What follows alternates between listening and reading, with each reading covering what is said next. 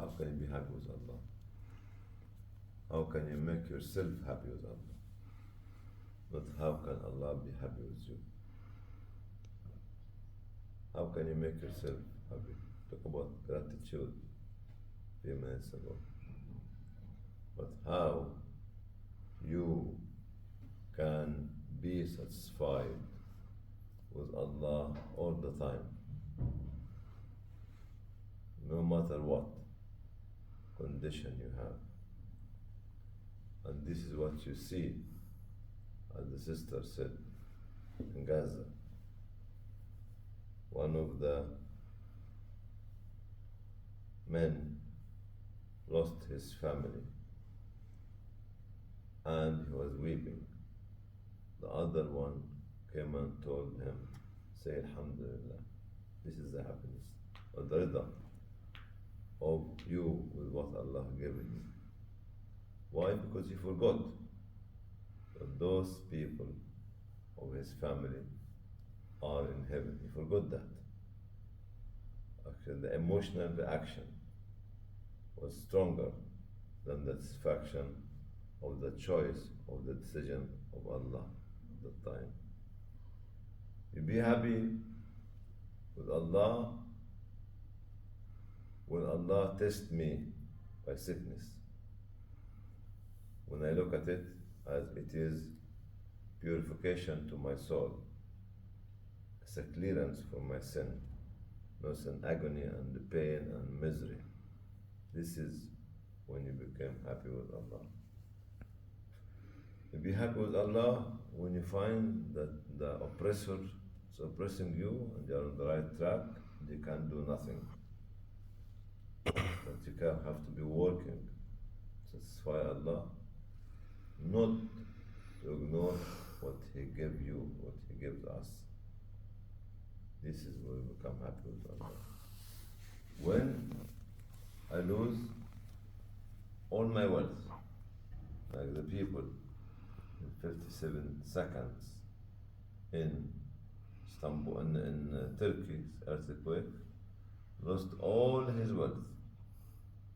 57 seconds. And all his wealth has been created maybe tens of years. If you don't say Alhamdulillah, you are not happy with Allah. So if you are happy with Allah, Allah definitely will be happy with you. Once upon a time, I'm not sure if I mentioned this hadith before to you or someone, where else, because my mind is all over the place. And Prophet Muhammad ﷺ was sitting next to Sayyidina Abu Bakr radiallahu anhu at the shade of Kaaba, actually. And Jibreel alayhi salam came and told him, when he looked at Abu Bakr radiallahu anhu, in his condition after Islam and his condition before Islam. Before Islam, he was very wealthy, very well dressed, very, very, very. After Islam, his clothes is different, his condition is different, even his health was different.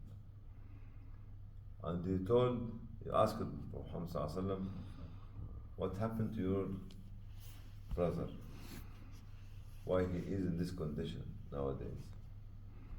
He told him he spent all his wealth on the da'wah of Allah subhanahu wa ta'ala. Because Omar spent half of the wealth, but Abu Bakr spent all the wealth. Then the message from Allah, not from a queen or a president or whatever it is. He told him, tell your brother, Allah is saying, Assalamu alayka ya Abu Bakr. Can you imagine that Allah chosen Sakina or Alicia or any one of you and say, Ashhadu. Allah telling you, Assalamu alayka ya Ashhadu. Especially targeting you. And Abu Bakr at that time was in a different world. He was very emotionally taken by the surprise that Allah is talking specially about him. But only said that. And Allah is asking you, Ashhadu, أنت عني راضي, أنت عني راضي, أنت عني راضي. Are you satisfied with me? Are you satisfied with me? Are you satisfied with me? So Allah is asking Abu Bakr about his satisfaction towards Allah in this condition, after giving all his money to the Prophet ﷺ, to Allah and to the da'wah. Abu Bakr radiallahu anhu was in tears. He said, أنا عن ربي راضي, أنا عن ربي راضي, أنا عن ربي راضي. I am very satisfied with you, Allah. I am very satisfied with you, Allah. I am very satisfied with you, Allah. That's why the source of happiness and satisfaction is when I have nothing, but I say Alhamdulillah. When I lost something, and I say Alhamdulillah. When I lost my family, and I say Alhamdulillah. When I become sick and old and disabled, and I say Alhamdulillah. When I have a remembering heart, every time making dhikr for Allah subhanahu wa ta'ala. That's why Prophet ﷺ will say, my eyes will be closed, but my heart is making dhikr. This is the satisfaction that we should have towards Allah. Not only say, Alhamdulillah, I passed the exam. Alhamdulillah, I got it. No. Alhamdulillah should be 24/7. And this is the greatest word that can fill between the skies and the earth. So, thank you, sister, for talking us about the gratitude journey. But satisfaction is at the middle of every journey of our life.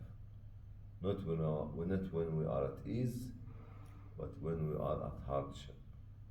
And the classical example in front of you, smiling children to you, who most of the time have nothing. A woman and a child gave yesterday, come and give me a card.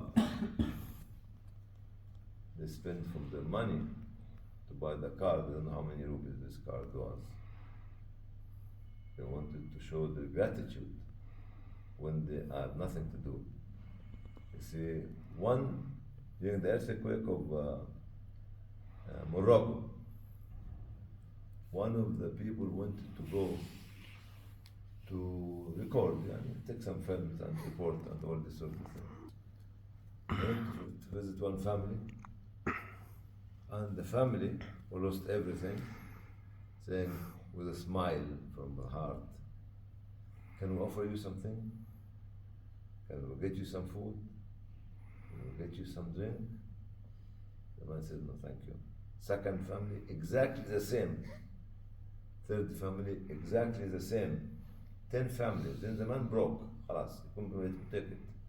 How on earth those people have lost everything and they want to give everything to you?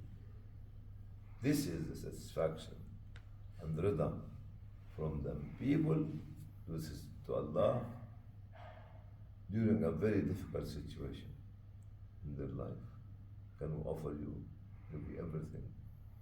One day when I was in Iraq, this is in the first journey in 1996, it took me 3 years to get the visa.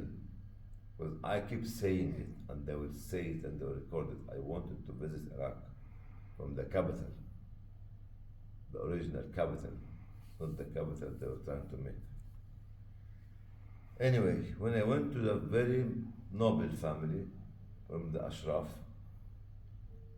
and middle class family, nothing. The dollar at that time was about nearly 1,000 dinars. Before that, the dinar was $3 to $4. And they invited me for lunch. They invited me for lunch. They were living in their villa, which is very nice house. And you know what was in the lunch? Bones. They boiled to make the food to host me. They couldn't be able to show us that they don't have meat to give.